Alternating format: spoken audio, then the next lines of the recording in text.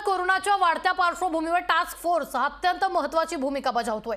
Corona संक्रमित रुग्ण, राज्याची आरोग्य यंत्रणा आणि राज्य सरकार यांच्यात महत्त्वाचा दुवा असणाऱ्या टास्क फोर्सची भूमिका किती महत्त्वाची आहे याबद्दल आपण जाणून घेणार आहोत। आपल्यासोबत आहेत महाराष्ट्र टास्क फोर्सचे प्रमुख डॉक्टर संजय ओक। ओक सर, आपला लोकशाही न्यूज मध्ये स्वागत आहे। टास्क फोर्स हा सातत्याने महाराष्ट्राचे अपडेट हे राज्य सरकारकडे देत असतो। आघाडीची नेमकी आजच्या घडीची जर नेमकी परिस्थिती जर पाहिली तर तुम्ही त्या परिस्थितीवर नेमकं काय भाष्य कराल?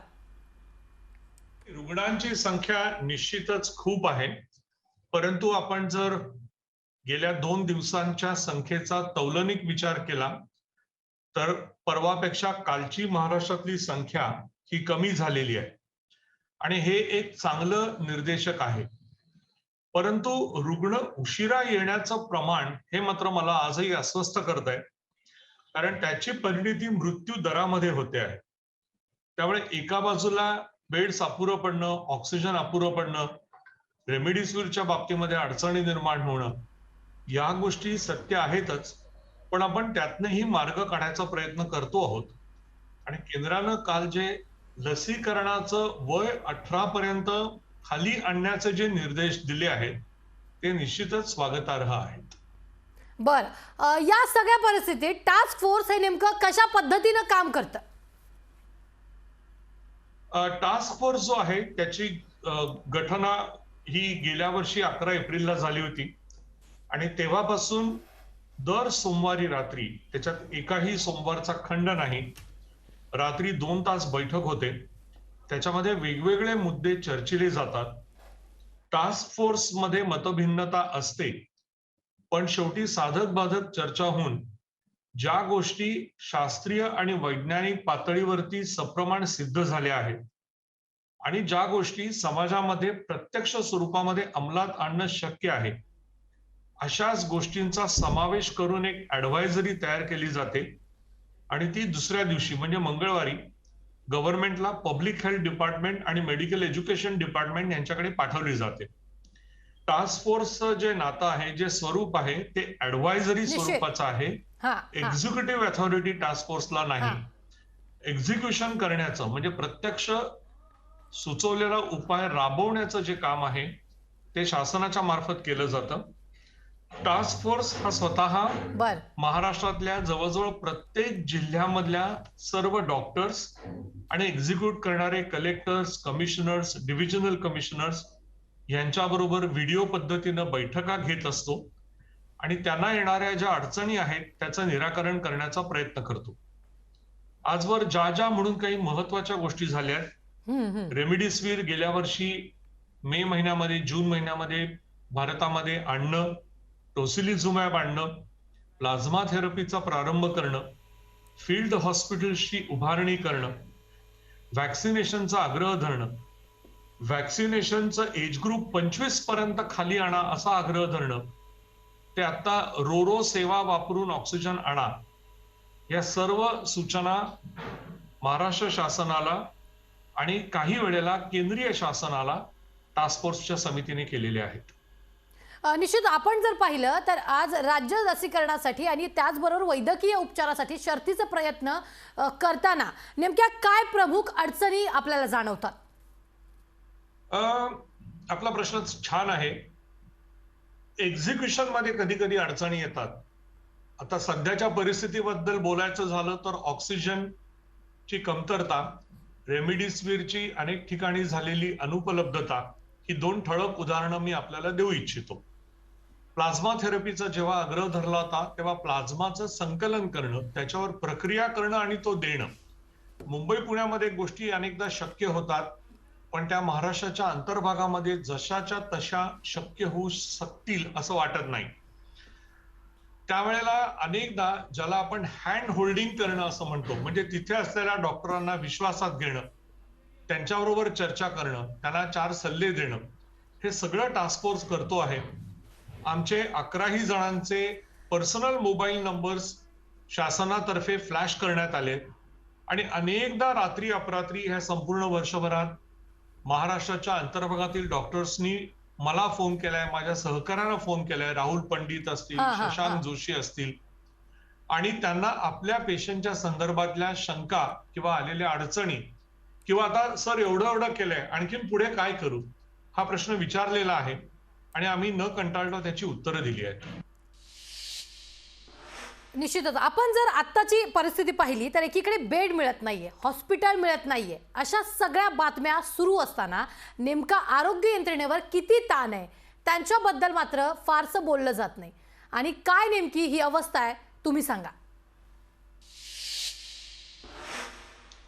आरोग्य यंत्रणेवर आम्ही खूप थकलो आहोत हे सत्य आहे. आमच्यातल्या बऱ्याच जणांना म्हणजे 60 ते 70% जणांना कोरोनाला स्वतःला सामोरं जावं लागलं आहे. काही जणांचे मृत्यू झाले आहेत. आणि आता काय होतंय की लसीकरण हा एक भाग आणि दुसऱ्या बाजूला कोरोना बाधितांच्या शुश्रूषा आणि सेवा तसा दुहेरी बोजा आता आरोग्य यंत्रणेवरती येतो आहे. आणि म्हणूनच हात जोडून समाजाला विनंती करावीशी वाटते की निर्बंध जे आहेत ते आपल्या निरामय आरोग्यासाठी आहेत, आपल्या आयुष्यासाठी आहेत, ते आपण पाळूया, लसीकृत होऊया. तर लसीकरणासाठी हेल्थ सेक्टरच्या पलीकडे जाऊन स्वयंसेवी संघटना असतील किंवा कॉलेजमध्ये शिकणारी NSSची NCCची मुलं असतील त्यांनी आता मदतीला यावं. लॉजिस्टिक्स त्यांनी सांभाळावेत आणि लसीकरणाचं प्रत्यक्ष काम हे वैद्यकीय चमू सांभाळेल. तर आपण केंद्राच्या नव्या निर्णयानं आता 18 वर्षावरील सर्वांसाठी केंद्रानं लसीकरण जाहीर केलंय. पण खरंच महाराष्ट्र त्यासाठी तयार आहे का ओगजी?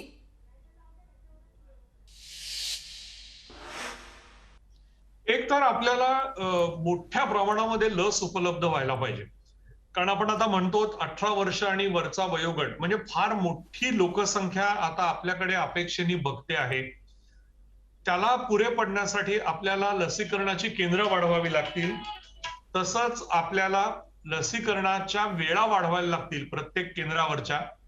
आणि मग त्याच्याबरोबर आपल्याला मदत करायला स्वयंसेवक लागतील.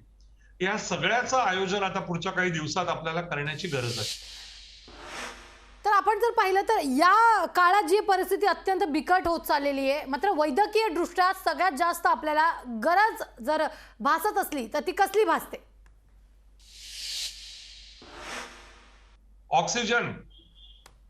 ऑक्सिजनची फार मोठ्या प्रमाणामध्ये गरज आहे. तो एकदा मिळून चालत नाही. ज्या वेळेला तुमच्या हॉस्पिटलमध्ये 17, 18, 20, 25 व्हेंटिलेटर्स धडधडत असतात तेव्हा रुग्ण बरा होईपर्यंत ऑक्सिजन लागतो. आता ऑक्सिजनचा सप्लाय येतोय पण तो भरोशाचा राहिलेला नाही आणि त्याचा फार मोठा ताण डॉक्टर्स वरती आहे, रुग्णालयाच्या प्रशासनावरती आहे. आपण परवाची बातमी वाचली असेल, बृहन्मुंबई महानगरपालिकेनं आयुक्तांपासून प्रत्येकाने अहोरात्र मेहनत करून 177 रुग्णांना शिफ्ट केलं. ही अशीच परिस्थिती अनेक नर्सिंग होम्स, अनेक छोट्या छोट्या चॅरिटेबल ट्रस्ट हॉस्पिटल्स जी आज कोविडच्या रुग्ण शुश्रूषेमध्ये घडलेली आहेत त्यांच्यावर येते आहे. आणि म्हणून आज सर्वात जास्त गरज असेल कुठल्या गोष्टीची तर ती ऑक्सिजनची, नियंत्रित, अखंडित अशा सप्लायची. निश्चितच ओगजी, जसं तुम्ही म्हणालात आज केवळ ऑक्सिजन आणि बेडचा नाही तर अन्य गोष्टींची फार मोठी गरज जी आहे ती निर्माण झालेली आहे, त्याबद्दल तुमचं मत काय? सध्या काय झालंय की कोविडच्या कामामुळे आपण नियमित मोठ्या शस्त्रक्रिया सुद्धा काही लांबणीवर टाकतो. त्यामुळे शस्त्रक्रियांमध्ये लागणारं रक्ताची गरज थोडीशी कमी केलेली आहे आपण. पण हे आर्टिफिशियल रिडक्शन आहे. कारण शेवटी ऍक्सिडेंट, ट्रॉमा ह्या लोकांना आपल्याला रक्त द्यावंच लागतं. तसंच प्रसूतीमध्ये निर्माण झालेल्या गुंतागुंतीमुळे रक्तस्राव होऊन अनेकदा रक्त द्यावं लागतं. या सगळ्या गोष्टींच्यासाठी आणि आपण जसं म्हणलात तसं रक्ताचं विभक्तीकरण करून कधी प्लाझ्मा असेल, कधी सेल्स असतील, ह्याच्या कधी प्लेटलेट्स असतील, या सगळ्या गोष्टींच्यासाठी आपल्याला रक्ताचे कॅम्प्स पुन्हा एकदा करणं. मला असं वाटतं की एक मोठा कॅम्प आयोजित करण्यापेक्षा छोटे छोटे पण मल्टिपल टाइम्स आपल्याला कॅम्प्स आयोजित करण्याची गरज आहे, ज्यातून आपल्याला रक्त संकलित करता येईल. निश्चितच डॉक्टर संजय ओक, माझा हा शेवटचा प्रश्न तुम्हाला असणार आहे. मागील आठवड्याभरात कोरोनाच्या निमित्तानं अनेक आत्महत्याचे प्रकार समोर आलेले आहेत.